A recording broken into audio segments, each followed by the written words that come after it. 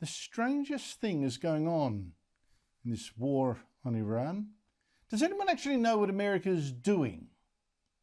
I mean, for sure, Donald Trump is claiming victories and demanding surrenders, but are American troops actually doing any of the fighting? Has a single American soldier or pilot fired a single shot? In fact, was the US president even for this war until it actually happened? Look, this is a bizarre story, and I have a theory. Israel was actually so macho that Trump just had to join them last second. 5 months ago, in his inauguration address, Trump promised to stop all wars, not start one. Our power will stop all wars. Yet now it's been stampeded into not just backing Israel's war on Iran, but joining it seems. Trump has moved 2 aircraft carrier groups, some fighter jets, and perhaps 30 air-to-air refueling tankers into position around Iran, and has even threatened to kill Iran's Supreme Leader, Ayatollah Ali Khamenei. Posting this on Truth Social: "We know exactly where he's hiding. He's an easy target, but we're not going to kill him," although typical Trump, at least not for now. In fact, if anyone is going to kill Khamenei, it's going to be Israel, as Israel's defense minister threatened yesterday. I came here to strengthen the residents of Herzliya and to send a clear message to the dictator in Tehran, Khamenei. If you continue to commit acts of war and launch missiles at the civilian population in Israel, your fate will be exactly like that of the dictator in the neighboring country to Iran, whose end is well known. But if you believe Trump, America is fighting this war, fighting it already. Trump even boasted, "We now have complete and total control of the skies over Iran." He praised American equipment. He said, "Nobody does it better than the good old USA." But who is this "we" that controls Iran's airspace? Now, I don't rule out the US helping Israel with intelligence, maybe satellite imagery, I don't know, but so far I've seen only Israel doing the fighting and the flying and taking all the hits from Iran's missiles. In fact, until last week, Trump seemed keen to stop Israel attacking Iran.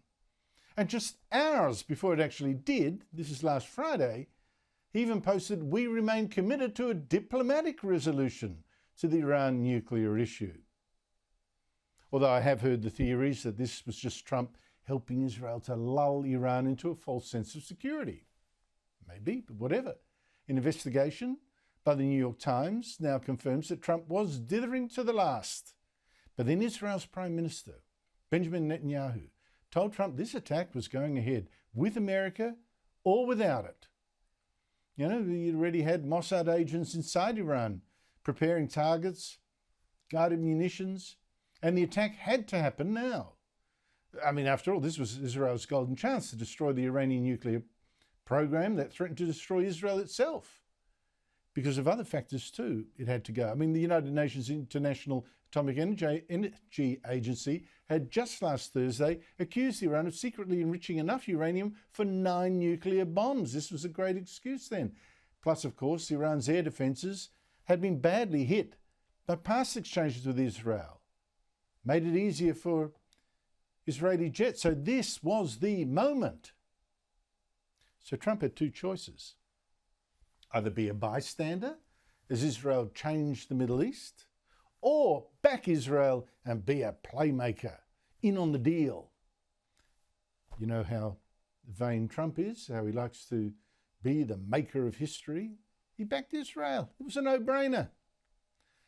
And what's more, right from the start of this war, he was even claiming credit, posting how Iran had ignored his deadline for a deal to get rid of its nuclear program, and now people should immediately evacuate Tehran, Iran's capital.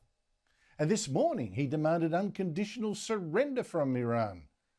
All this and more, when as far as we can tell, his military still hasn't dropped a bomb or fired a missile. It's still just threats and bluster from Trump. Although from Israel's point of view, of course, that's still extremely useful, putting the frighteners on Iran like this, as long as Trump remembers who's actually doing the fighting and who will decide when it stops. Now, there is one other thing. Conspiracy theory time. Trump's critics, now from the far right of the Republican Party, not just Democrats, they're saying, wait a minute, is this another weapons of mass destruction story, another Middle Eastern war started on faulty intelligence? Because 3 months ago, Tulsi Gabbard, Trump's Director of National Intelligence, said there was no evidence Iran was still actively building a nuclear bomb, as Israel now claims. The IC continues to assess that Iran is not building a nuclear weapon, and Supreme Leader Khamenei has not authorized the nuclear weapons program that he suspended in 2003. The IC continues to monitor closely if Tehran decides to reauthorize its nuclear weapons program. But Trump yesterday said, oh, what does she know? Threw Gabbard under a bus. Tulsi Gabbard testified in March that the intelligence community said Iran wasn't building a nuclear weapon. I don't care what she said. I think they were very close to having it. Now, Gabbard, who's also been accused in the past of being too close to Iran, was even excluded from Trump's meeting yesterday with top security officials in the White House Situation Room to discuss this war. Extraordinary. But to those smelling here a wag the dog conspiracy, two things. First, Israel's intelligence on what is going on in Iran is clearly sensational, probably the best in the world. I mean, look how it's just wiped out about every senior military and nuclear and intelligence official of this terrorist regime. And secondly, what the people who post that clip I showed you of Gabbard leave out is what she then went on to say. That on the other hand, Iran was enriching a lot of uranium for clearly military purposes.